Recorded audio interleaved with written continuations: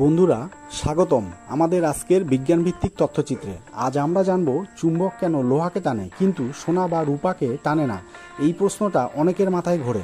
প্রথমে আসি চুম্বকের কথায়। চুম্বক কি দিয়ে তৈরি হয়? চুম্বক সাধারণত তৈরি হয় লোহা, নিকেল, কোবাল্ট বা এই ধাতুগুলোর মিশ্রণ দিয়ে। আর এদেরকে চুম্বক নিজের দিকে টানতে পারে, সবাইকে নয়। এর কারণ কি? চুম্বকীয় পদার্থের ভেতরে থাকা ইলেকট্রনের ঘূর্ণন বা স্পিন এমনভাবে সাজানো থাকে যেটা চৌম্বক ক্ষেত্র তৈরি করে। লোহার পরমাণুতে এই স্পিনগুলো বেশিরভাগ একদিকে থাকে, তাই চুম্বক তা টানতে পারে।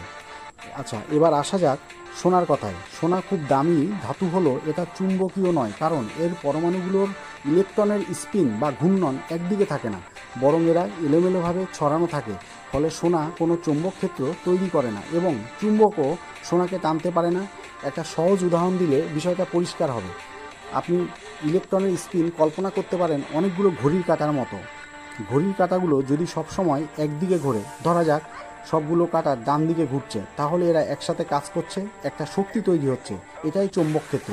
কিন্তু যদি কিছু ঘড়ির কাঁটা ডান দিকে কিছু বাম দিকে ঘোরে, তাহলে তারা একে অপরকে ব্যালেন্স করে দেয়, শক্তি তৈরি হয় না।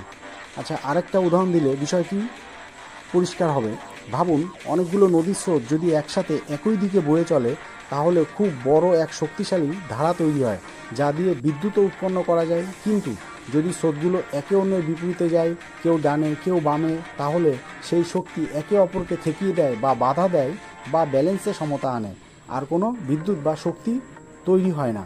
তাহলে সংক্ষেপে বলা যায়, লোহা টানে কারণ তার ইলেকট্রনের এমন স্পিন বা ঘূর্ণনের বৈশিষ্ট্য আছে।